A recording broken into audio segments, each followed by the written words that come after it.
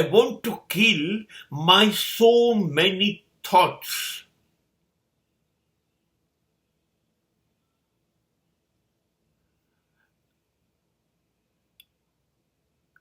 એવું મેં સાંભળ્યું હતું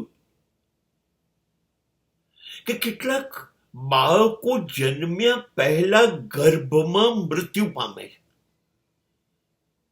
હા, ડોક્ટરો જો ગર્ભ જીવતો હોય તો એને જન્મ આપવામાં સમય લે છે, કદાચ મોડું થાય તો ચલાવી લે છે, પણ જો અંદર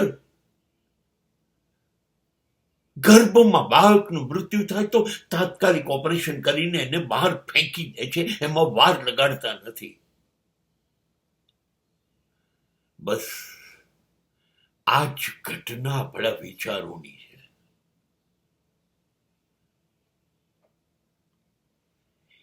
એ વિચાર જે જીવતો નથી, એવો વિચાર જે મુજબ જીવી ન શકાય, જે વિચારનો અમલ ન કરી શકાય, જે વિચારનો સત્સંગ ન થઈ શકે,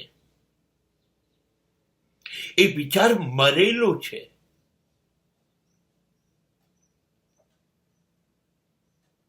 વિચારને હટાવી દો, તાત્કાલિક એનું બાળ મરણ મનમાં, મગજમાં જ્યાં એ ઉદ્ભવ્યો ત્યાં જ થઈ જવું જોઈએ. એને પોષવાનો નથી, એને ઉછેરવાનો નથી.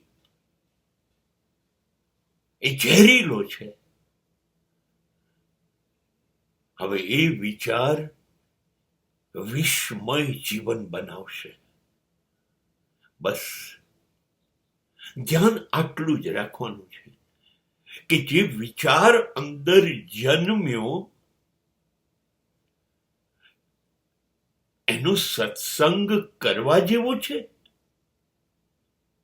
પોઝિટિવ છે,